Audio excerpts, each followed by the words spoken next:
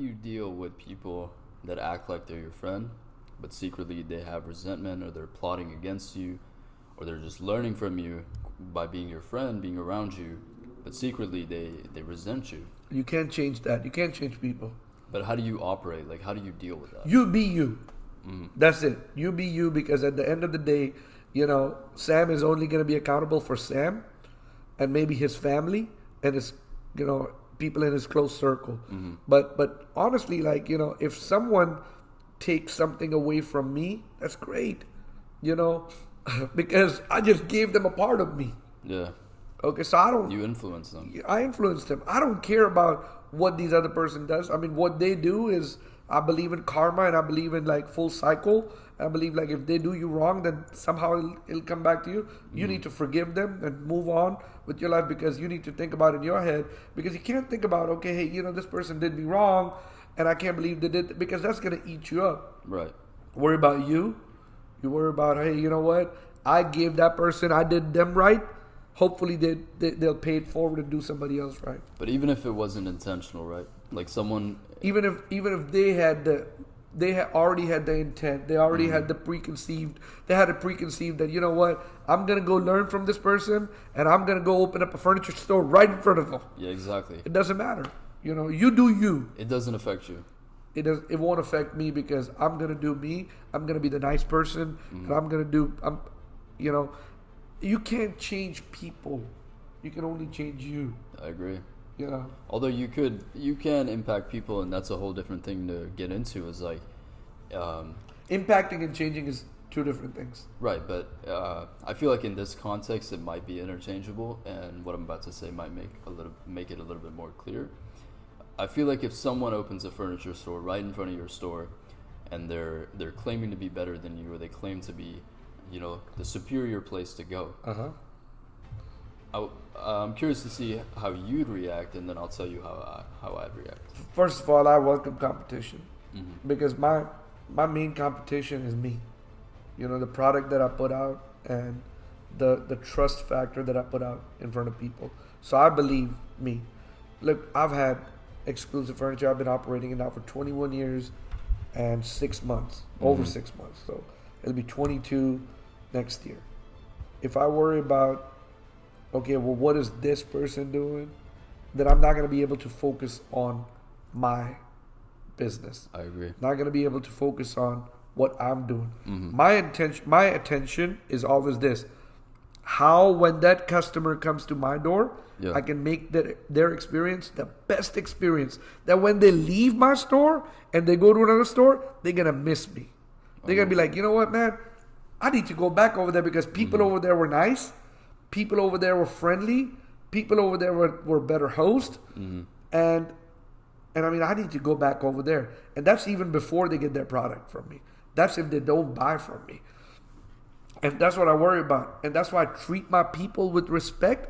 Because when my people, and when I say my people, my employees who work with me, not for me, with me, they need to be treated with respect. Because if I treat them with respect, then they're going to care about me. And when they care about me, they're going to care about my customers. And that's, at the end of the day, you got to care about the customer. I agree. And then everything else, fits the puzzle right there, right where it's supposed to be. That's a very, very mature, statement. I feel like that comes with experience. Well, personally, what I was going to say was, it may show signs of immaturity, but the way that I kind of deal with direct competition is obviously putting a lot of my focus on myself and my product, like you said. But part of it is playing strategic chess. It's like you do want to stay ahead. You do want to have the superior product. You do want to keep an eye on what they're doing. Yeah. You don't want to ignore. You don't want to just, I feel like if you ignore your competition, you're not going to see their moves. Yeah, I agree with you. I mean, so yes, I'm glad you said that. So I don't want my statement to be misconstrued over there. So that's good. Yes, you have to keep an eye on the competition. You got to make sure that you stay ahead of the trend and the circle and everything. Yes, but what I meant is don't put all your energy or don't focus all your energy 100%. on the competition. You got to do all that other stuff. You got to make sure that your stores are clean, your stores are up to par, they're remodeled, they're looking crispy, they're looking shiny.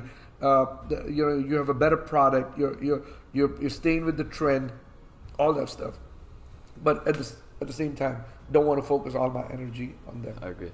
And one thing I've kind of recently learned is you do want to ignore your competition in the micro sense, so that they don't become aware that you're paying attention. Yes. That's a very, very kind of a good strategy.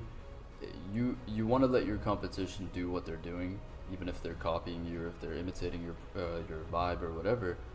But you don't want to make it obvious, because then they'll stop, they'll rethink. They're not going to stop doing it. They're just going to stop the way they were doing it before. Yeah, I'll tell you. I'll share a story with you. Sure. So in 2011, maybe 10 or 11, I don't remember exactly the year. There was a guy who came to my store, and he was secretly shopping. Matter of fact, he even ended up buying some furniture. Mm-hmm. No idea who this guy was. He came in several times before he made his decision. He went and opened up the store maybe a mile away from me. He recruited 3 of my guys. Oh, wow. Out of there. He gave them a good, because he just didn't know how we were operating. They took all my principles, took everything I was doing, my advertising strategy, the way I was financing customer. He even took the message I was saying on my advertisement, and did the same way. He then went to the same radio station, started advertising. It's same mediums. Just following your blueprint. Just followed everything right to the T. Yeah. And he did really well for himself for a couple of years, but then like I always say, it's not a sprint, it's a marathon. Mm-hmm. So and he really did very well for himself, and he was doing really good. He was beating me on my own game, right? But I'm like, I can't focus at him, because I did kind of change my focus. I'm trying to focus on him, and that's when I started focusing on him, my business started suffering. Yeah. So I recoiled, went back, started focusing on my own business. And people when they get successful, or when they taste a little success, they lose the focus. Yeah. And they make mistakes. Every business, I make mistakes every day. Mm-hmm. But it's like, it's not the mistake you make, it's the lesson that you learn from the mistake. Right. You know how they say failure is really important part of a success. Mm-hmm. And so if you fail, failure is basically mistakes. Right. Okay, so I made some mistakes and I learned from that, and then I'm like, well, I can't make these same mistakes. Make a long story short, that business was, they didn't even last 2 years. They made several mistakes, and that's one thing that, and the reason why I brought that up is because a lot of entrepreneurs do that nowadays.